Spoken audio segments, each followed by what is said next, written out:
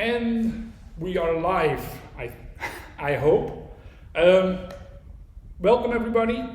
My name is Klaas Barends. I'm an instructor with the World Hankimuye Federation. I'm a student of Master Kobe Young.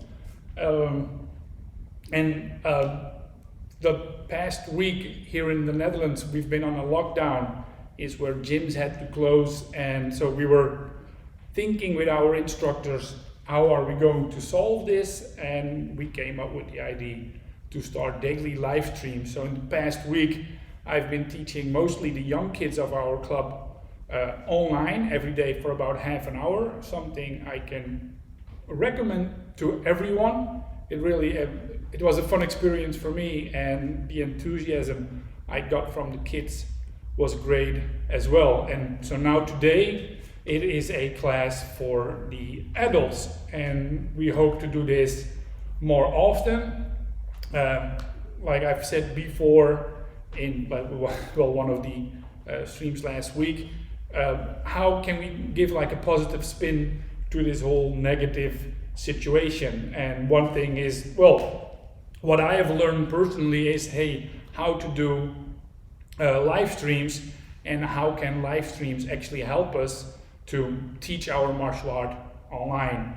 I've got my student David sitting at the chat, so if you want to chat, feel free. You can ask your questions there, and then later we'll go through some of those questions, and I will try to answer your questions. So feel free to put your comments in the chat, and he will be there to check them out and to moderate, so please keep things decent. So today's subject is going to be Hwansangdobeop, which are Hankido's visualization techniques. And so with visualization, we mean, you're visualizing, you're doing the technique. So these kind of exercises are ideal for situations in this is where you don't have a partner to practice with, where you just have yourself, and still you can practice every day at home, go through the techniques, go through the principles, and check out those things that are important. And the great thing about those Hwansangdobeop techniques is that you can really focus on minor details that are sometimes very hard to focus on or to grasp when you're doing the self-defense more in an active setting. Like when I'm busy actually trying to throw somebody, I don't always have a state of mind is where I have to keep my hip low, or I have to move for my hip, or I have to keep my shoulders relaxed. Those kind of small details are great to practice in these visualization techniques we call Hwansangdobeop. The Hwansangdobeop are split into two parts. We've got the Clanjokop, and Clanjokop techniques are the techniques that I would do when I perform the techniques, and then there is the Jigibop techniques, and those are the motions I will go through when somebody's doing the technique to me. So I will try to go through them both. I estimate the stream will take about an hour. I'm not sure if I can do all 24 techniques in 1 hour, because I've got 12 techniques on the Clanjokop side and 12 on the Jigibop sides, and then I can do them from a static position, and I could do them walking, so together that would be 48 techniques. That's a little much to go through in an hour, but I will try to focus on the details, try to go through the Clanjokop, all of them, for as far as possible. If not, my friend, brother, colleague, Master Kobe, he will do a live stream next week, Saturday. It will start a little bit early because, he lives in South Korea, and starting now, I think it's about 11 o'clock for him now, so that would be a little bit late. So next week, Saturday, that's 28th. So live stream started today, 3 o'clock Central European time. And then we will do the live stream next week, probably for Dutch people, most European people, so probably around 1 o'clock, so 2 hours early. And then, if you don't have the chance to do it live, we will, after this stream, it will get uploaded, and you can always watch it back. So also today's stream, if you have any questions or think, how did that go? go to our YouTube channel and you can rewatch this video. Stream wouldn't be complete without me doing some advertisement. Last year we brought out this little book. It details the principles. There's pictures in there of all the techniques, the end positions of the Hwansangdobeop, so both Clanjokop and Clanjokop. It's just, what is it, like 40 pages, so it's not big, but it's printed on high quality material. It's very readable. It's in English and it's available from our website, and the website you can see over there. It's hankimuye.org. Again, if you have any questions, feel free to ask. David is sitting in the chat. He will answer your questions and he will later put one to me. It's an important time where we have to stay clean and keep distance. If you're not doing it for yourself, do it for your parents, your grandparents, and all the people that you actually care about. So stay home, stay safe, and let's go through this together. And I hope that someday in the future we will be able to meet in person. Me personally, I already had to skip 2 travels for it. I was supposed to be teaching in Brazil today together with Costa One, and then in 2 weeks I was going to go to Spain, Valencia, but those trips got cancelled. But who knows, this might turn out a great way to practice and teach and meet each other as well. We're going to start with a small warming up. So put your feet together, put your hands on your knees, and make small circles. It's like 1, 2, 3, 4, 5, 6, 7, 8, 9, 10. And change the direction. 1, 2, 3, 4, 5, 6, 7, 8, 9, 10. Legs straight. So turn in front. 1, 2, 3, 4, 5, 6, 7, 8, 2, 2, 3, 4, 5, 6, 7, and 8. Okay, feet about shoulder width apart, hands in your side, and make circles again. 1, 2, 3, 4, 5, 6, 7, 8, 9, 10, and the other way around. 1, 2, 3, 4, 5, 6, 7, 8, 9, 10. Put your feet a bit wider apart, hands up. Okay, we're going to turn.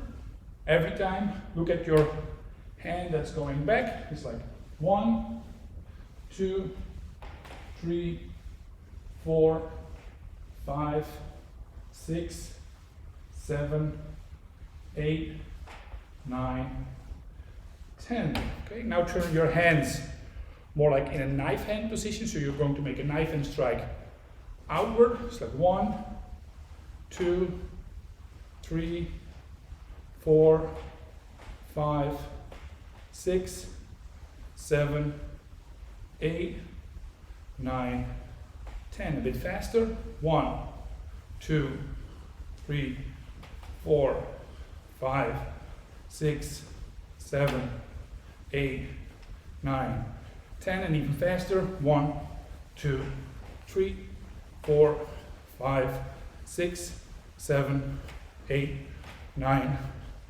and 10. Okay, put one arm in front of your stomach, the other one goes behind your back. Keep your shoulders low and relaxed. Again, turn your hips and swing those arms around. So don't just swing your arms doing like this. Actually, your arms do virtually nothing. It's just by swinging your hips around, your arms move with it. So 1, 2, 3, 4, 5, 6, 7, 8, 9, 10. A bit faster. 1, 2, 3, 4, 5, 6, 7, 8, 9, and 10. Okay. Shoulders just up and back. On a side note, if you're a school owner and these weeks you're like, oh, what do I do to keep my students active? What do I do for myself to stay active? Start a live stream. These days it's very easy. All I use for this is just like a standard laptop. The laptop has a webcam, the laptop has a microphone, it has an internet connection. Go to YouTube, click create, and you've got your own live stream up and running within 5 to 10 minutes, something like that. Of course, you can go full out and do even more stuff. Well, I don't do that. I don't have the money and time for that. Probably you can spend your money and time better as well, but the possibilities are there. Okay, and move forward. It's really, really simple. If you need any help with that, you say, look, I'd like to learn how to set up my own live stream, but I don't have the means, I don't know how. Drop me a line. I will try to help you as best as I can. Okay, hands in your side again, neck. So just shake no. 1, 2, 3, 4, 5, 6, 7, 8, 9, 10. And now nod yes. 1, 2, 3, 4, 5, 6, 7, 8, 2, 2, 3, 4, 5, 6, 7, and 8.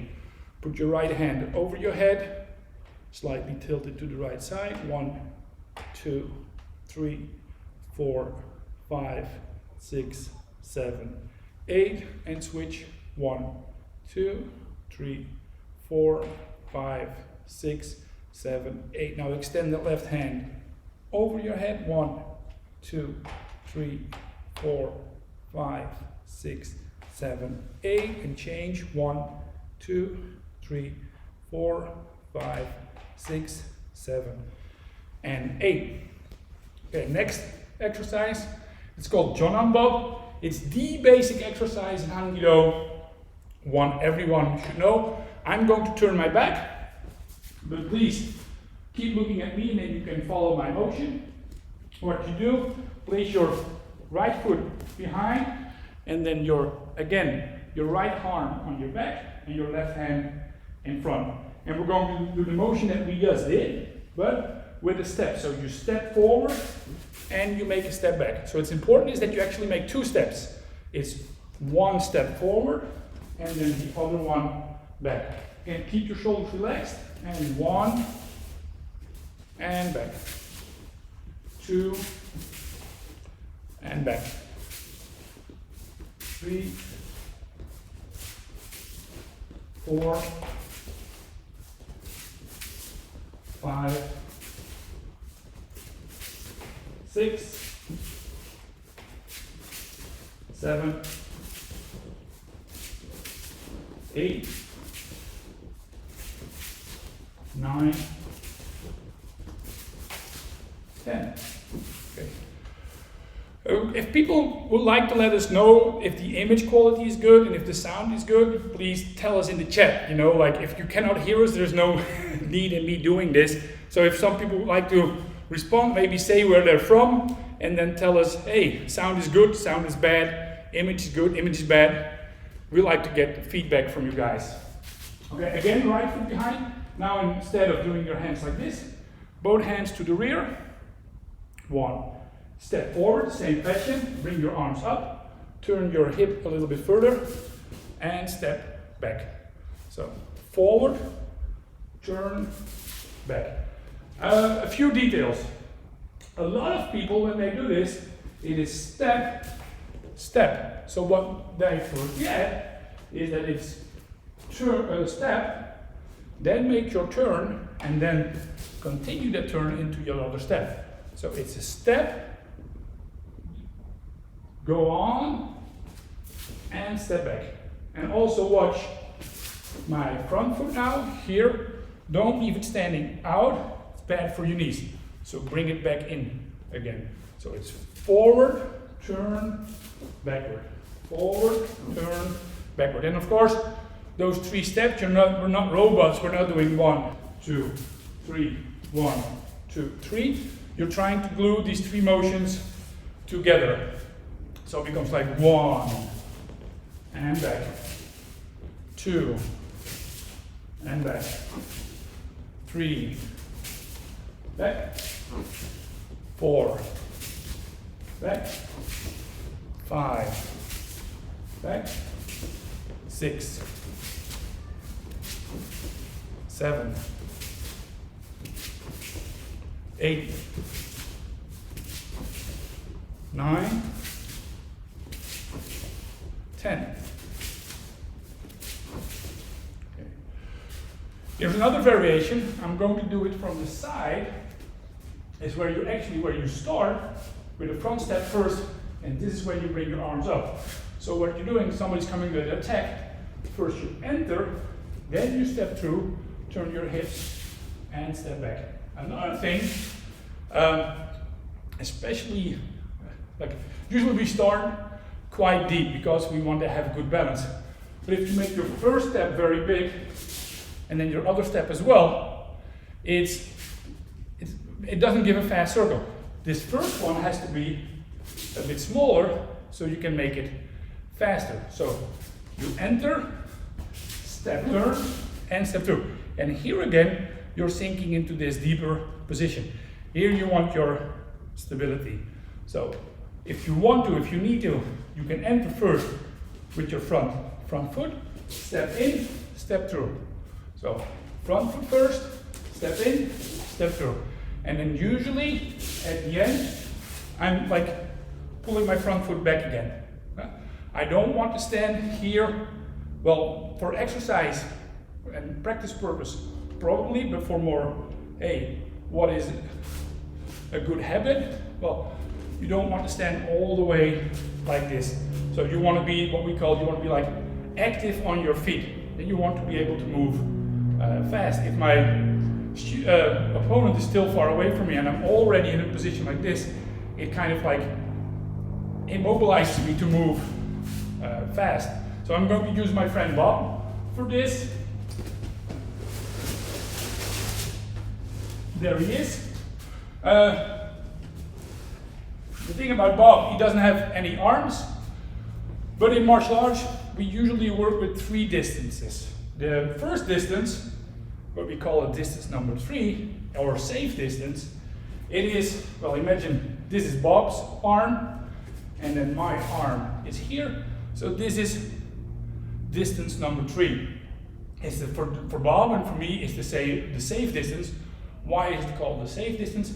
I cannot hit Bob directly from this position. I have to make a step forward if I want to be able to strike Bob. So that also gives me time to respond. If Bob comes forward, I can go back. Distance number 2 is about an arm's length. This is the dangerous distance, so called. This is where all the striking and the kicking takes place, or at least most of the striking and the kicking. When you're in option 3, you can like enter very fast and then strike. But from distance number 2, I can strike directly. Yeah? And then Bob usually will have no little time to actually go away. So in this distance, you have your hands up. If he strikes, you want to be able to parry or block fast. Here, probably still I want to have my hands up, but I can play with it a little. And then we've got distance number 1. So that's like the close distance here.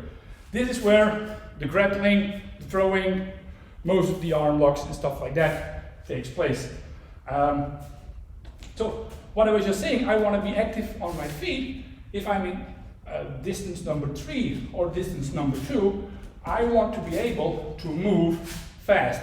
So if Bob is like, coming at me in an aggressive manner, I'm still in option, distance number 3, and I'm already taking this position. Actually, it makes me very difficult to move. Here, I want to be able to move away fast. Also in distance number 2, I want to be able to go to the side and step fast. So if this is distance number 1, this is where the throwing and everything takes place. Here I need a decent balance. So if I'm trying to fight Bob like this, it's going to be hard for me to maintain my balance. If I widen my base here, now it becomes easier for me to fight Bob. And then maybe get in a throw and throw in. Although I wouldn't recommend it with Bob. So what happens when we're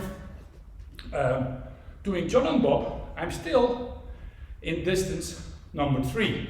So here, already assuming a very wide base doesn't really make sense for me. I want to be active on my feet, so I can enter when somebody punches. Now I'm getting close, I'm grabbing hold of my opponent, and now when I've got control of him, now I want to be in a wide base, because now I've got control of my opponent. So I want to have my balance and keep him close to me, and I want to maintain my balance and try to break his. So all this distance is already in your basic technique called Jonbo. So very important technique, you should practice it every day, a couple of times, probably more than just a couple of times. Okay, so with this out of the way, then there's something else. Most martial arts is what you learn is to protect your center line. Because center line is where usually the attack comes in, because the center line is also my power line. When I attack, I try to go forward from my center line.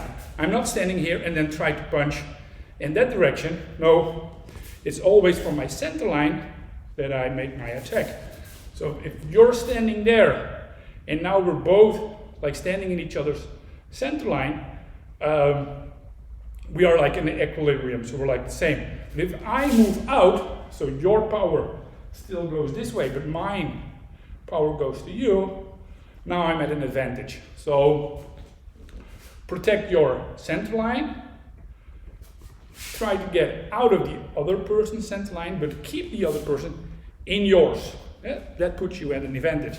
And all those things, again, today you'll find out they are in your Hwansangdobeop. So let's start with that. I kind of have to assume that everybody already knows the 12 basic techniques. If you don't, you find another video on YouTube, check what those techniques are, and maybe then come back to this one. Or even better, join one of our gyms and you will learn it all. We're starting with the static ones. So you're standing here about 1.5 times shoulder width, feet forward. And what you're trying to do first is from in your legs, you're trying to build a bridge, a stable bridge. Yeah? If you've seen a bridge, they're usually arched like this. That gives a good structure. If I'm like this, everything is in this foot. So put your weight in the middle. If I'm turning to the side, so don't let your butt stick out. Arch here. And try to feel is that the weight is equally distributed over both feet. So there should be no extra weight in your left foot, there should be no extra weight in your right foot. Should be the same. And you want to build a good structure with your feet. That's first. Stomach a little bit in. And we've been starting with exercises is where we rotate it. So let's just do that first. Put your left hand in your side. And what I'm going to do, I'm going to rotate here. And what I try to maintain the structure in my legs. So if I'm going to rotate and I'm doing this, now I'm breaking down the structure. So I don't want that. I'm going here. It means a little bit more sinking in this side, keeping this one open. So I'm going to the side, bring my hand up, and I'm going to turn the other way, bring my hand down, and turn again to the right. So it's like hand up, 1, 2, 3, 4. So important, maintain this structure. And if you're moving your hip, of course, one side goes in, then the other one goes out. But if you just do this, again, now I'm breaking the structure. So when I do this, I have to sink a little bit here. We call this rooting. So you really want to make a sturdy structure, sinking into it, maintain your balance. Okay, left hand forward, so the same thing. First we're turning to the left, bring your hand up, and down, and turning. 2, 3, 4, 5. Okay, good. So what I usually say to my students when they're doing this and when they're doing the Hwansangdobeop in their most basic form is, look, I'm looking at the knot of your belt. If you're just doing this with your hands, I don't see this knot moving. But if you're using your hips, 1, 2, 3, I see the knot of your belt moving. That's it. And it's about in a 45-degree direction to one side and the other side. Your arms, they're in front of you. They might stick out a little bit, but I never do this. So it's never where you go 1 and bring your arm out like this. Here's the deltoid muscle. Once it goes to the outside, it loses its power. So if I want my hand, it's here, and I want to bring it to there, of course I can move just my arm, but that isn't a very good habit.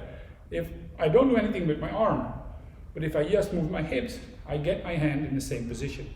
So it's all coming from the hips, is where the motion comes from. You see the same in strikes. If you're a decent striker, you don't do like this. No, it's your hips that you use to make the strike. Same is true for all this. So again, right hand forward. Now we're going to make the first technique. It's Clanjokop. It's a technique that ends with an outward wrist throw. So put your right hand forward. First, just straighten your legs, hand in front of you. Breathe in, breathe out, sink slowly. And you see I've got my hand in my center line. So you're moving outward, bring your hand up. And now that I move to the left, I'm letting my left hand fall, bring it up, grab somebody, bring it round, and make the technique. And then I bring my left hand forward. But let's do it with the right hand again. So just imagine someone's grabbing my wrist. I'm bringing my hand over, grabbing the hand that just grabbed me. 1, and I'm putting the wrist lock on. 2, and left hand forward. So we're turning to the left. 1, 2, 3, 4. And slowly bring your right hand forward again. So it's 1, 2, 3, 4. One more time with the left. 1, 2, 3, 4.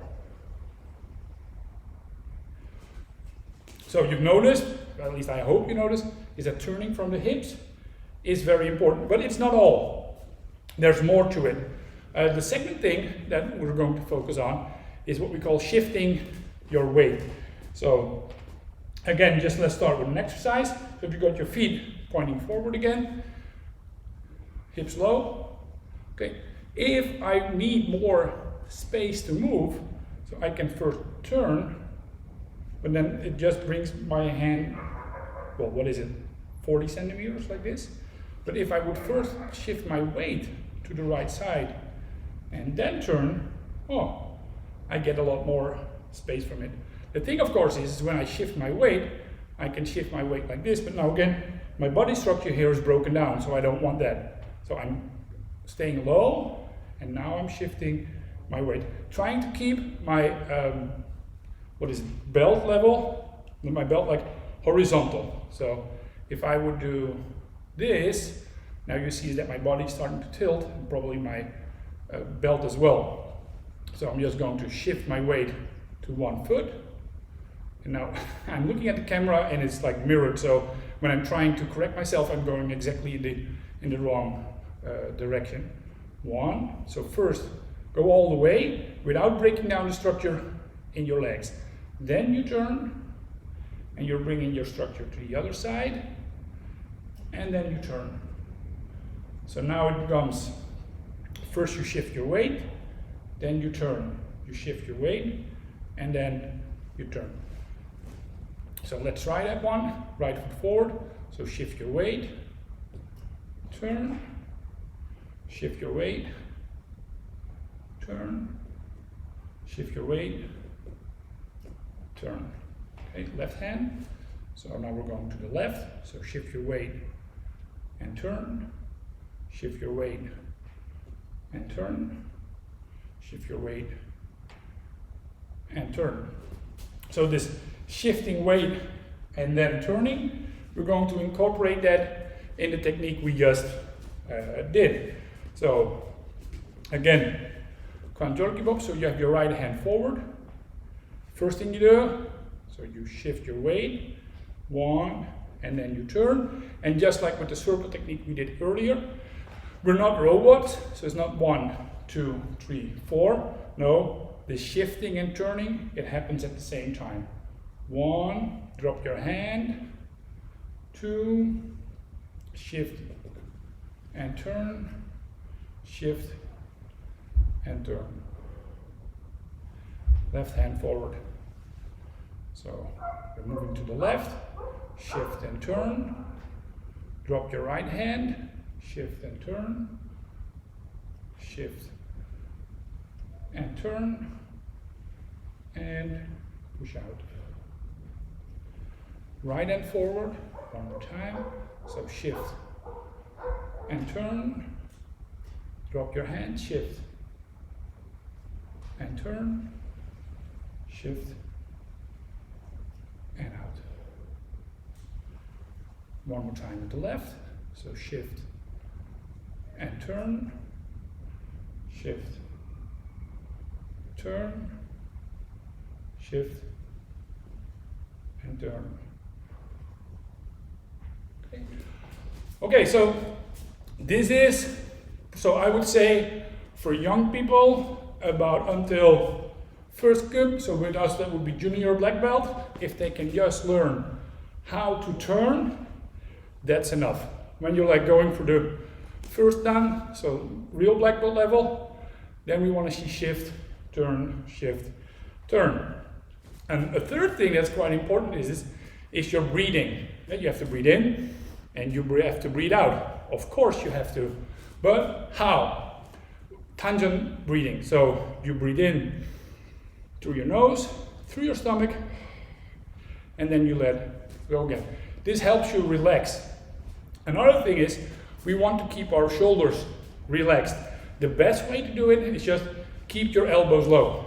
If I bring my arm up, now there's like tension in my shoulder, so my shoulder is not relaxed. If I think, okay, I bring my arm up, but I'm keeping my elbow low, that helps me to relax my shoulder. Also, you don't want your chest forward like this. Like if you would have bad breathing, now you've got your chest in front and your shoulders back. You don't want it. If you breathe in, here you're going like a little bit inside. So you round your back, relax your shoulders, breathe into your stomach and then out. So your upper body stays relaxed, calm through all this. So practice it with your breathing. There's a couple of breathing methods, but we do two. The one is the 4 in, or actually, so it's like in and out. So it's just like one breathing cycle through the whole technique. and then it can be 4 counts in and 4 counts out, or if you're doing it longer, 8 counts in and 8 counts out. But we can also do the exercise with 2 breathing cycles. First, we're going to do it with 1 breathing cycle, and then I'll switch to the 2 breathing cycle ones. So again, right hand forward. So when I do this technique, the in part is here, and then the out part is here.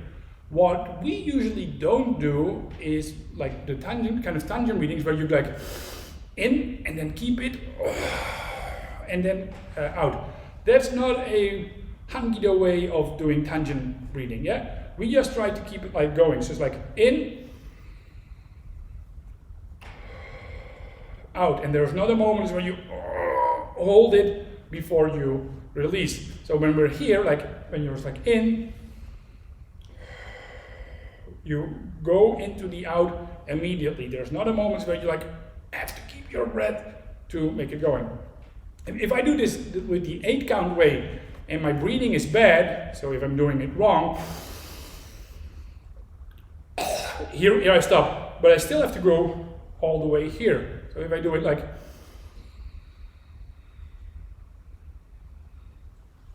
now, I still got room to do my out breathing. So very good deep breathing is very important to make it like to the whole technique, and not like where you get stuck. The last thing we want usually is like in our motion, in our thoughts, in our breathing is to get stuck. That's, I would say, is what the flow principle is about. So try to keep your breathing as much flowing as possible. So right hand forward. First, just keep your hand up because you want to relax a bit. So you can breathe in, out. Okay, so now we're going. So switch, and you start breathing in, and all the time now you're breathing in like in a long cycle. And now there's the out cycle coming 1, 2, 3, 4. So we're going to do it with 4. So here we go. Again, right hand forward. 1.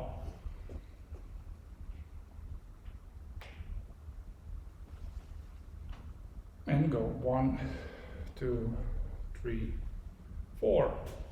It's difficult for me to end count and breathe at the same time, so you have to check yourself there. Left hand forward, so in.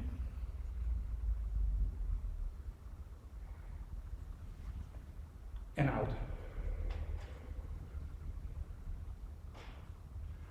Right hand forward, so in. 1, 2, 3, 4, and out. 5, 6, 7, 8.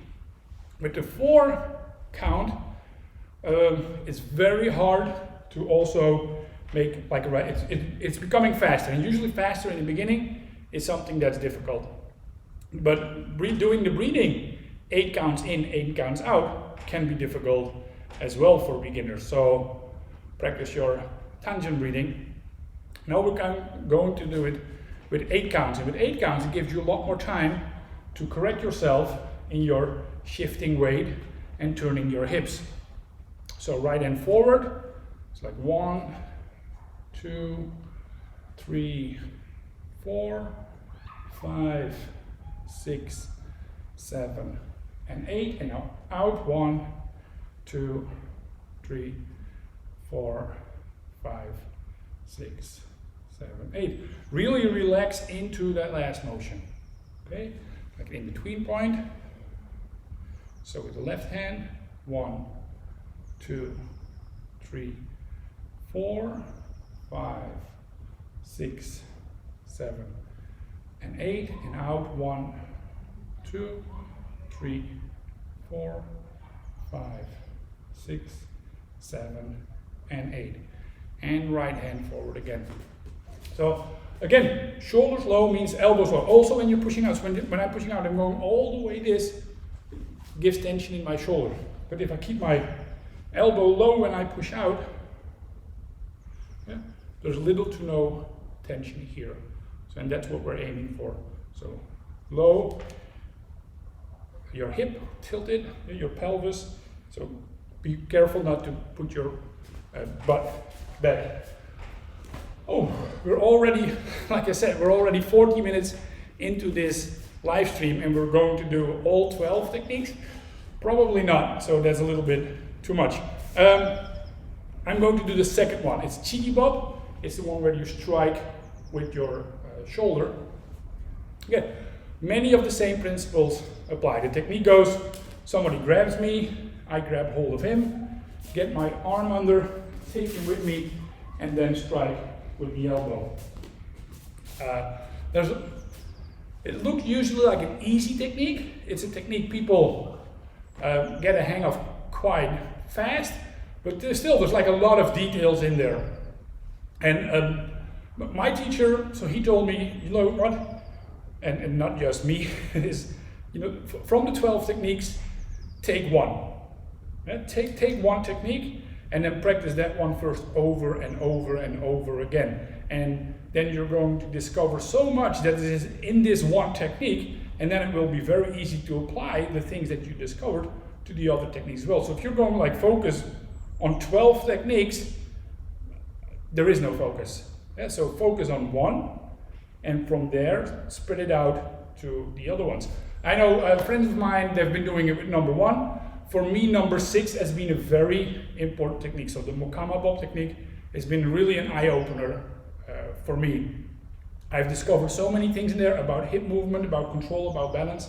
And then later, when I was doing other techniques, hey, that's the same as what I was doing in this part of number 6. So hey, today we cannot do all 12 of them by far, but for me, you know, pick one of the 12, and usually people pick like an easy one. So it's usually either number 1 or number 6.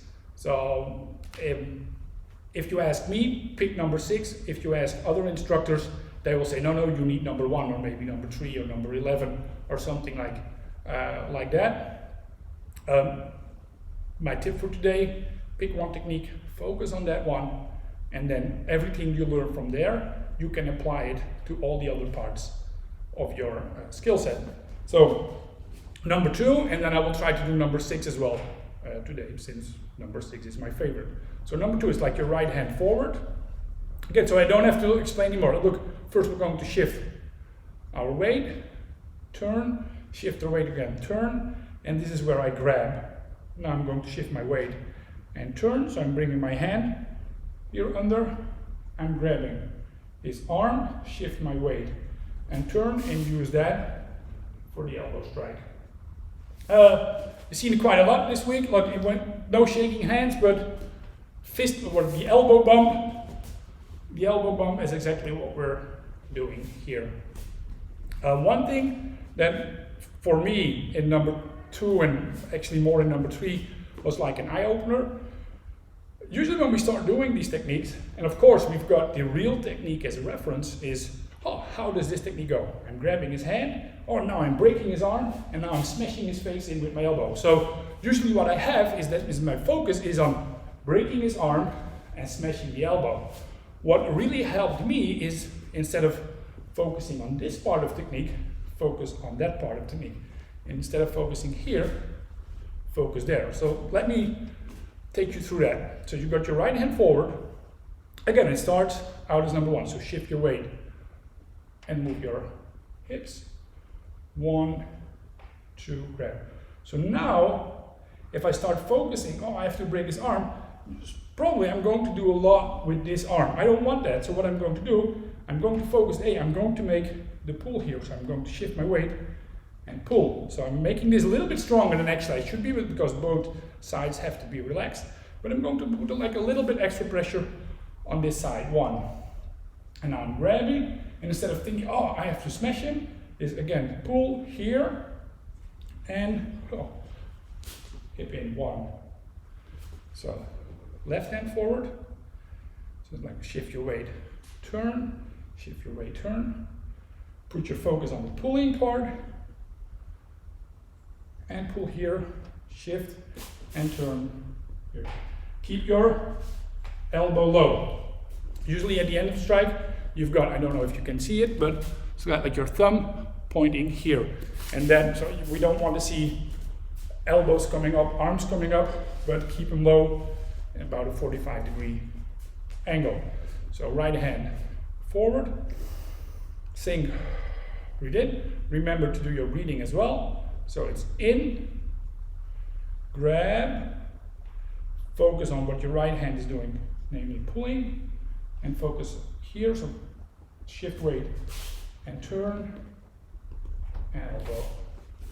Left hand forward, so shift weight, grab, pull, shift weight, grab, and pull. And keep your head straight, so don't do things like this.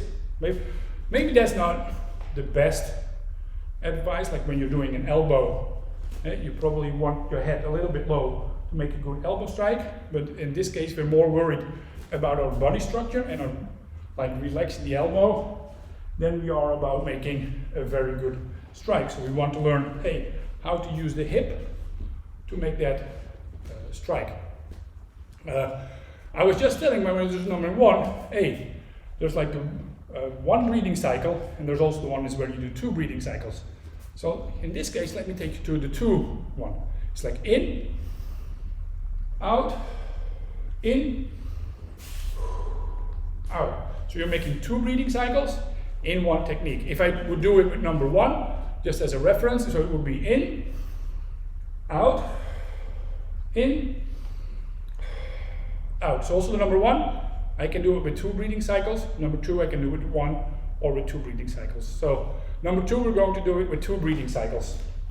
So it's your right hand forward. So you're moving, it's like in.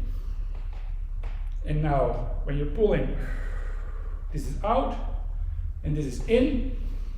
And then the strike is out. And your left hand forward. So it is in, out, in, and out. One more time with the right again. In, out, in, out. Left hand, in, out, in, out. That's the number 2 one. The number 2 one, we're also going to do it in motion. Like I said at the start of the video, we cannot do all these techniques from a static position, but we can also do them with the Jonbo technique.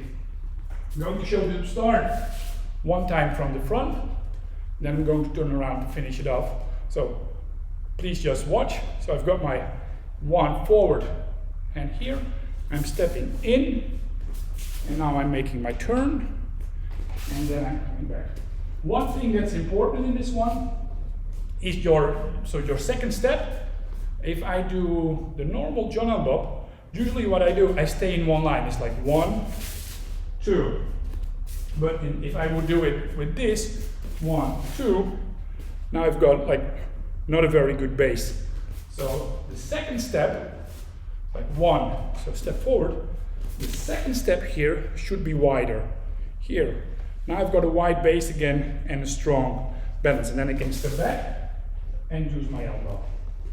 So I'm going to turn around so you can watch my back and then follow from that. We're starting with the left foot forward, right foot in front, right hand in front. So move your weight forward, grab, and back. So now I'm going to step in, turn, so turn, turn, turn, turn, just as we did with the normal Jonbo, until I can go any further, and then step through. And now come back and use your hip to make the elbow strike. So don't elbow strike just with your arm, use your hip and sink. So if I just push here, again, I'm breaking down my body structure. So I want to keep it low and to maintain a good body structure. Very often we're talking about breaking the other person's balance and maintaining my own balance. Actually, it's more about breaking down the other person's body structure, and by breaking down his body structure, you're also disturbing his balance. And it also means that I have to maintain a good body structure. So one more time. Number 2, Hankido. So left foot behind, right hand in front, 1, grab, step forward. So turn your hips and continue all the way through. And step forward, sink your hip, and make your elbow strike. Okay. I'm going to do it from the front, so I've got my right foot back. So when I'm not just doing, this is just arm movement, something we don't want, just like forward, backward. I'm going to the side, so I'm using my hip, stepping forward, continue my hip motion, 1. And now back, and elbow in here again. Watch your back, don't let your butt stick out, but in. Left foot, 1, 2, 3, and strike. Right foot, 1, 2, turn, and back. So this has been number 1 and 2, and then 2 also with the, so I just realized, I was thinking, you know what, I'm going to do Hwansangdobeop. Let's go through all 12 of them in an hour. Now I've done mostly number 1 and a little bit number 2, and there's not enough time by far to do all 12 of them. But like I said, for me number 6, Moama Bop, was a very important technique. For me that was the eye-opener. So I want to take you through that one as well. So put your right hand forward here. And first, we're going to rotate in, arm is coming up, shift your weight, rotate, shift your weight, and rotate here. And especially with number 6, so when I'm doing number 6 in the walking position, just imagine that there is someone grabbing my hand. I'm going forward. Now first I have to turn, and then I can make my second step. If I do the number 6 technique, 1, 2, I'm losing my partner. Let me see if I can use Bob for that. If this is Bob, he's attacking me. I'm just step, step. Bob is still there. But if I step forward, I'm taking Bob, he's heavy, in. And now I'm turning and then stepping, I get a lot more hold of him. Bob, just like me, you have to lose a little bit of weight. So, number 6, it's your right hand forward, like 1, bring it up, make your waves, there's like a big wave in there, so it's like 1, up, 2, and move. Left hand forward, so it's like 1, make your wave, and in. Right hand again, 1, make your wave, and go. Left 1, make your wave, and in. Let's try that one from a walking, like a Jonbo one as well. So I'm going forward, stepping in, moving, so move first, then straight through, and I'm coming back to make the technique. Now my right foot is back, so I've got my left hand forward, so I'm moving in, stepping, turning, then stepping through, and making my Jonbo complete. So right hand, 1, 2, take it, and go. Left side, 1, 2, and go. That's good. Bob to the side for a minute. So a few things, again, that are very important. Now let me go. First, when you make your position, build a bridge. Yeah? So it should be a structurally sound bridge. You don't want your bridge to collapse. So bridge here. Then, but relax here. This part where your leg like meets your torso, this is in Korean and Chinese it's called kwa. This kwa part has to stay open. So if I'm doing this, now I'm closing it. It's very difficult to do something. Usually it means I get stuck. So I'm breaking down my body structure. By keeping my kwa open, I'm more free to move. Okay? The same as a kwa is where your legs meet your torso, is where your arms meet your torso. It's called ko. So also, a friend of mine, instructor, usually says, look, here's your center line. My hand on this side should not pass the center line. On this side, of course, this arm shouldn't be there. So about the middle, that's as far as it can go. So if my hand has to be there, I'm not doing this and closing my ko, or by using turning of the hips. That's how I can keep my hands here, maybe about 45 degrees sticking out, not even 45, and a little bit in is okay, but you don't want crossing of the hands. So you don't want your right hand to cross the center line to the left, don't want your left hand to cross the center line to the right. So this is your center line, your right hand stands on the right side, and your left hand stays on the left side. So keep your kwa open, make your bridge sound. In, breathing, relax your shoulder, arch your back a bit, so you don't want to stand like this, but preferably here a little bit. In, relaxed, keep your, so if my hand has to move, it's not my arm doing the motion, it's from my hip rotation, is that my arm move, and helping with that is shifting of the weight. And then usually there's a little bit like sinking a little bit deeper sometimes, and sometimes I get space to lift myself up a bit, so I can go in 3 dimensions. It is the left, the right, this is the back and the forward, and you get the up and the down. And by utilizing all 3 of them, if I would just use my hand, keep my hand here, I can move it maybe this much, not that much. But if I use 1, 2, and sinking, I can, and then I would do, it can go all the way here, but I don't want it here. So if I have to be here, it's not by moving your arm, it's shifting your weight, rotating from the hips, maybe sinking a little bit, and then bring it in. And from there, you get a lot of space, is where you can actually like generate power. If I cannot use my hips, all the power just comes from my arm.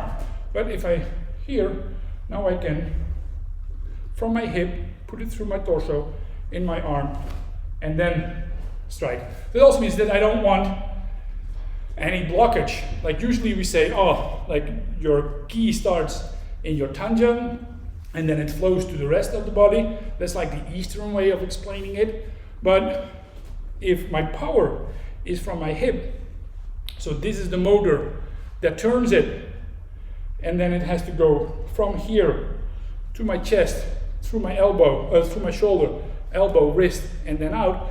If, for example, my shoulder will be stuck, I can turn, so the energy flows to here, but now there it gets stuck. Oh, and now this is just arm motion, so I don't want that. So the power comes from my core or tangent, move through your chest, 1, build it up, and now hip, torso, shoulder forward, elbow, and then power. So later, if you want to do these techniques with at the end, it's like the power motion, so you can do your Hwansangdobeop, 1, 2, 3, 4, and now if my shoulder would be up, it's just this. But if everything is relaxed, 1, 2, keep it low, and now hip, torso, shoulder, elbow, 1, then I can actually make power as well. So imagine